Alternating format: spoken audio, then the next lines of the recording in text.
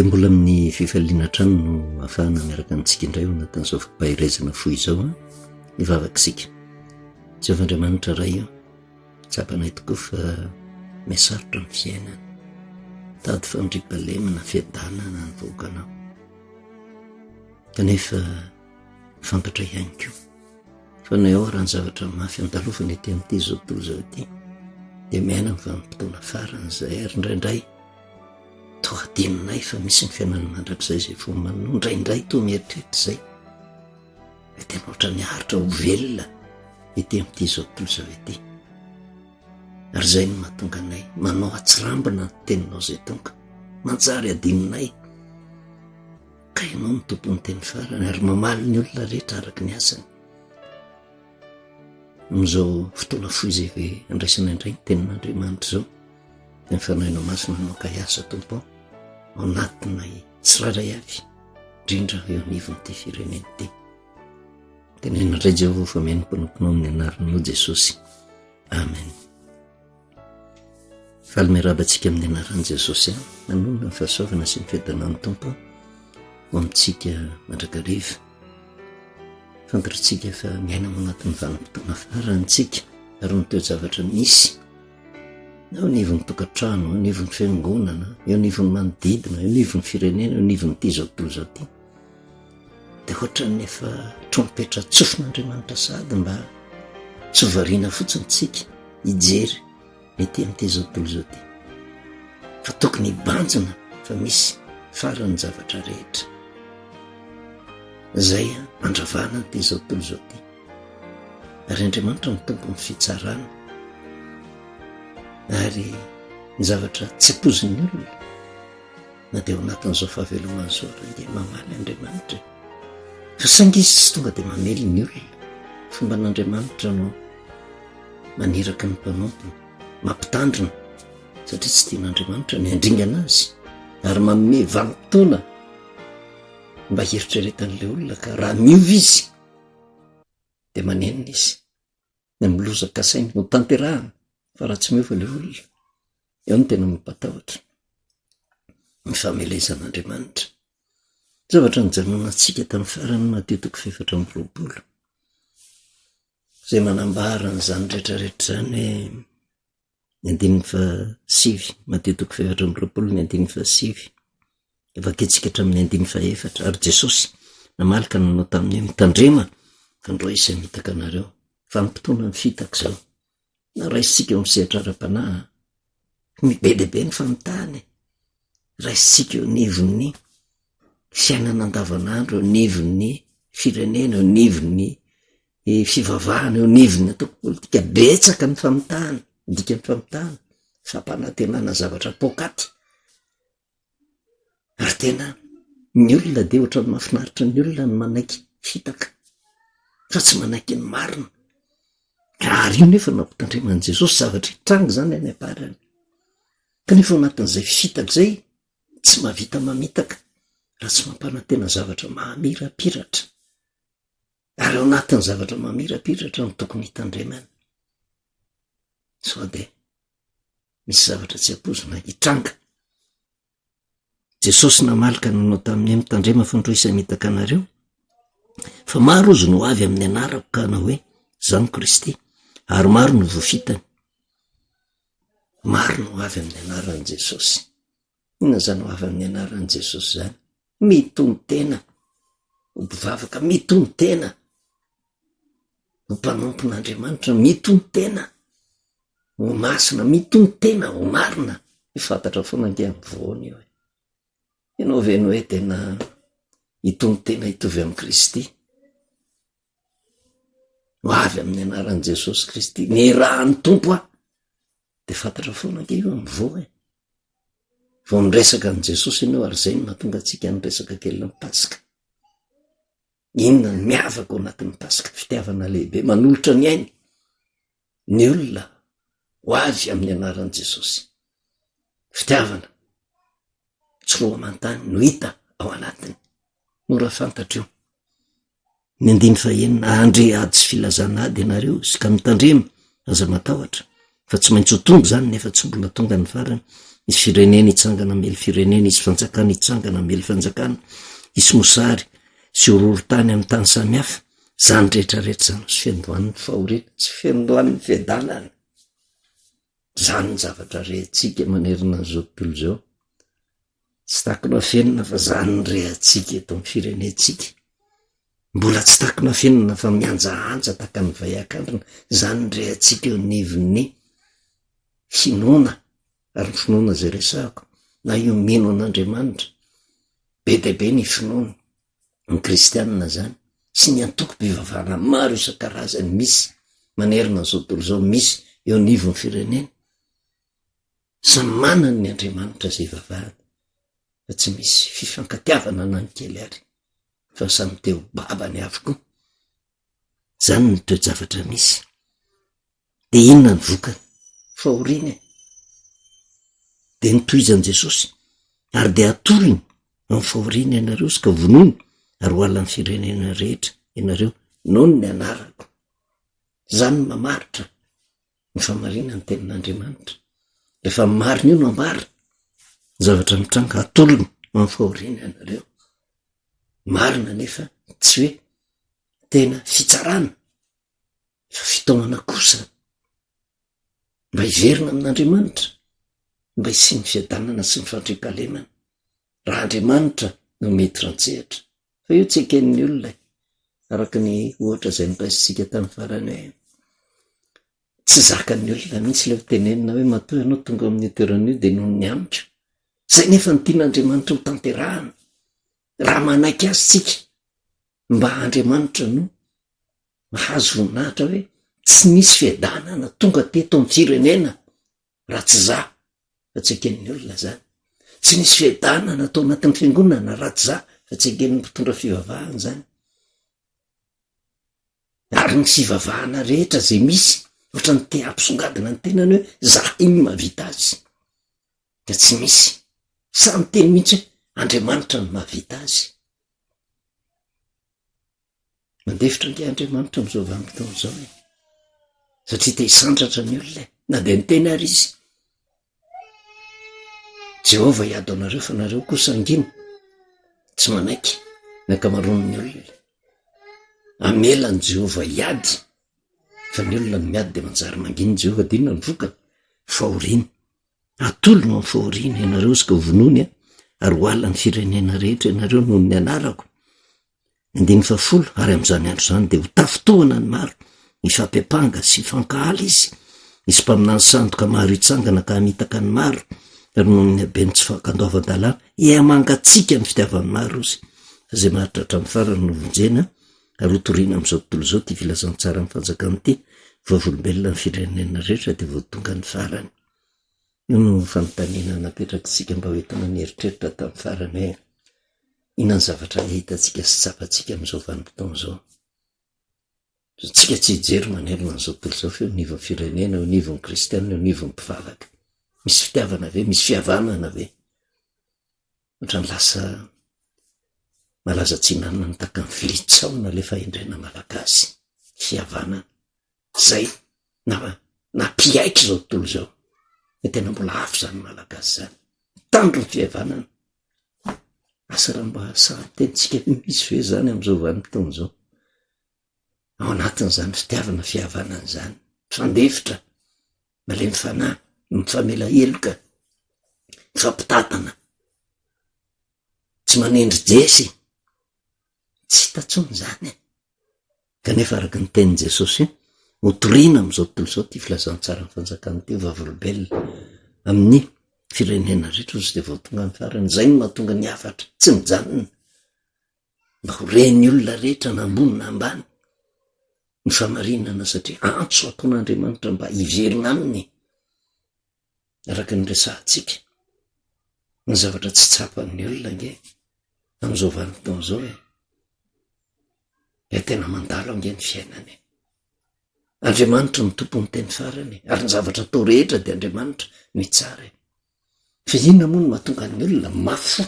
Dia hitantsika nge zany raha mamerina kely ny tany amin'ny mpitoro-teny toko fahavalo, 9 ka hatramin'ny 17 mamperitreritra io saingy tsy taterahana vetivety ozy ny famaliana ny ratsy atao, de zany no kirizan'ny fony zanak'olombelona amin'ny fanaovan-dratsy.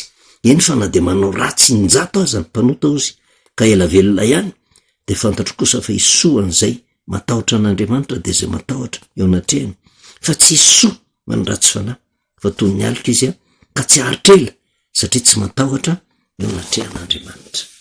Fitsarana angeny eo ambadika zany rehetrarehetra zany. Raha jerevantsika zany rehetrarehetra zany de ny Exodosy 9:1 ihany. Zay teny nampahirezana ny Mosesy sy ny zanak'Israely. Tanao zay ataoko amin'ny Farao ozy Jehova, ny tanako mahery. Nandefasainy azy ary ny tanako mahery mandroany azy amin'ny taniny. Misy famaliana ataon'Andriamanitra fa misy fotoana voatendrin'Andriamanitra kosa amin'izay vanim-potoana izay. Fa ny zavatra mitranga nefa de zao, ho an'ny tena ny olona mivavaka, ohatra ny ela famaly Andriamanitra. Satria nahoana? Ny manao ratsy ohatra ny metimety daholo ny fiainany. Ary zay no mahatonga ny mpanompon'Andriamanitra ao anatin'ny soratra masina miteny hoe saky mibolasitra mahita ny ratsy fanahy ambininy. Satria ohatra ny metimety, fa inona no mahatonga an'izany rehetrarehetra any? Mbola miala ny eny n'Andriamanitra ange. Rehefa ny olona miziriziry hanompontratsy de maneraka ny mpanompony izy, milaza ny marina. Kanefa raha voambarana ny marina dia io le nitenen'i Jesosy hoe atolonareo, ovonoina, ampizaliana, satria nahoana tsy mazaka ny marina. Fa miala ny eny n'Andriamanitra satria misy fotoana omen'Andriamanitra ka raha mandray le afatra fotsiny. Tsy mijery zay faharatsian'Andriamanitra va mamindra fo izy. Fa raha tsy mety miala amin'ny faharatsiany, ary hitantsika zany tamin'ny ohatra zay niraisintsika teto, tamin'ny Ahaba, fa tratra ny famalian'Andriamanitra izy. Ka saingy mbola miada-pinaritra satria mieritreritra fotrany mbola vola, fananana, voninahitra, miarena, nga miankina amin'ny zany rehetrarehetra zany, miaina. Araka ny teny Jesosy na de inona moa so azon'ny olona ozy, na de ho azony raha zao tontolo zao, kanefa very ny fanahany, fa tsy misy manana eritreritra an'izany. Inona ny zavatra misy amin'izao vanim-potoana zao? Hitantsika Timoty 2 mahatonga n'izany rehetrarehetra zany. 4 zay mahatonga ny fahoriana vaoka fantatrao zao sy fanamparany any.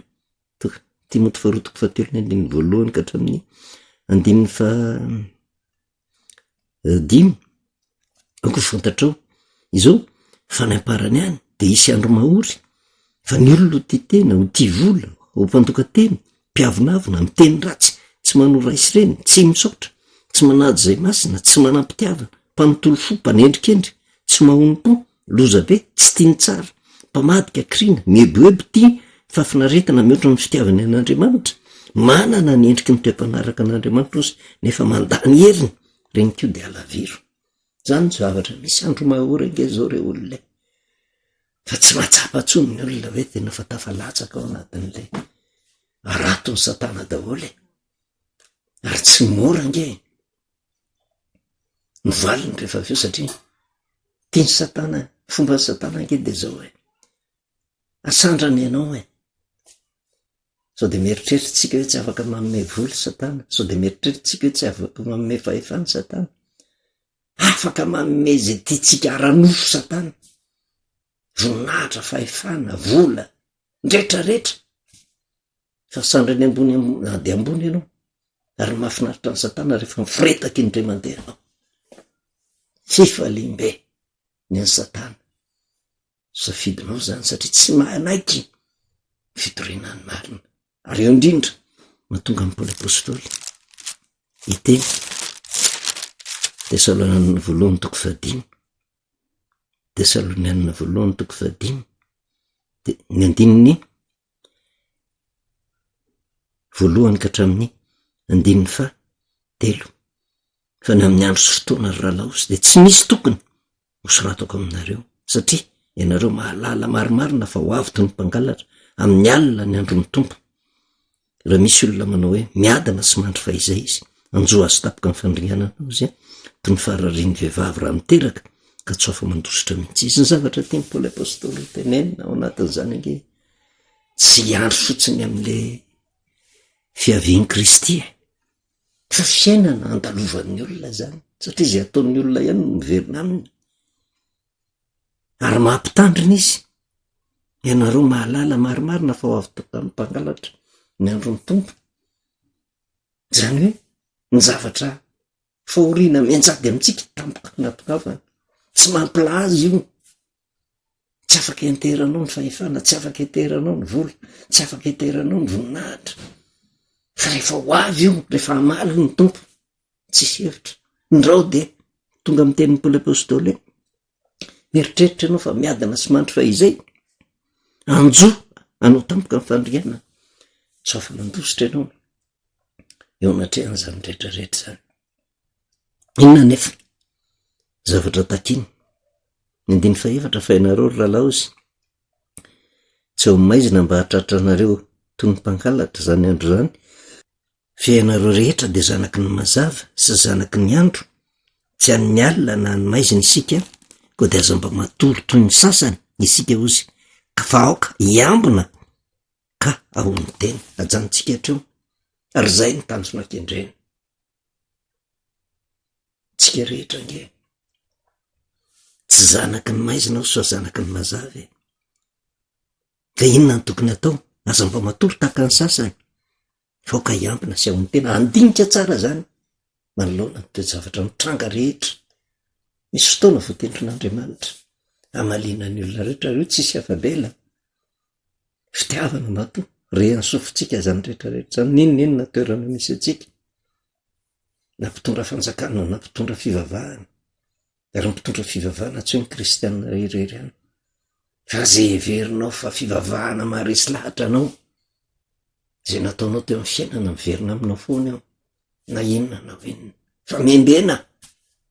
Fa misy fotoana voatendry n'ilay nahary, voatendry n'ilay Andriamanitra tokana, na iza entsotsika an'io Andriamanitra io, na iza, fa misy Andriamanitra marina eo, zay porofony zany tany amin'ny tany Egipta. Niezaka ny Egiptianina nieritreritra fa manana ny Andriamanitra zay ivavahany, mieritreritra fa tsy afaka manana fahefana amely azy ny Andriamanitra ny Israely. Rehefa tonga ny vanim-potoana anankiray, baradaka ihany, tandremo mamely andreo, fa Jehova no miaraka amindreo, tenin'ny Egiptianina zany. Misy fotoana voatendrin'Andriamanitra ampisongadinany ny olona matahotra azy, ary zany no tokony hitandremantsika amin'izao vanim-potoana zao, satria ny zavatra fantatritsika, ary za tena mino an'izany, ten'Andriamanitra loatra ty firenena malagasy ty, firenena esan'Andriamanitra ty, firenena masalotiny an'Andriamanitra ty, anak'andry mason'Andriamanitra ty, ary niza manao ratsy eto amin'ity firenena ty, tsy ataon'Andriamanitra fabela, ary io tsy voasary ny fahefana na ny laza na ny voninahitra, fa saingy tsy tanterahana vetivety fa malina ary ny ratsy atao. Zany ny ikirizan'ny olona amin'ny fanaovan-dratsy, raha petraka ny afatra anafaka ange Andriamanitra, fa tsy hifaly fotsiny amin'izany tsika hoe ho avy ny vanim-potoana anafahana an'Andriamanitra. Fa zao dia tsy mandeha araka ny sitrapontsika, ka tsy tsika no afaka, fa isika no anjoantsika tapoka ny fandriana. Eo ny tena mambe rehetrarehetra. Inona ny tokony atao? Ko aza mba matory tahaka ny sasany ozy isika, faoka iambina ka hahony tena, iambina ka hahony tena. Antso ataon'Andriamanitra mba hiverina aminy, ary zay no anaovana antso amintsika. Tsy tonga ho azy ny tenin'Andriamanitra tonga amintsika ireo olona anivon'ny fiangonana, ninona fivavahana, raha tsika raha mbola mareza ny afatra zany, ninona toerana misy atsika na ambony na ambany na manan-karena na mahantra, tovy ny afatra ho ny rehetra. Membena ankiverina amin'Andriamanitra tsika, io Andriamanitra io mamindra fo izy, maharo-po izy, fa misy vanim-potoana voatendriny kosa, rehefa tena mafy lotsika mamaly izy, kanefa ny fotoana anankiray amalian'Andriamanitra, tsy ho zaka zany. Fa afakisika misotranao Jehova Andriamanitra reny ny teninao ndray, mampahery ny vahoakanao, nanoloana ny ajehitreny ao tonga teo-mpanaraka an'Andriamanitra dia ny fanahy masina no hiasa ao anatin'ny herin'ny tompo hiasa amiva firenena ao firenena matahotra anao sy hiverina tanteraka aminao mba hiatana an'izao firenena zao. Misaotra indrindra ray amin'ny anaran'i Jesosy, amen. Manao velomantsika amin'ny anaran'i Jesosy manonona ny fahasoavana sy ny fiadanan'ny tompo amintsika mandrakariva.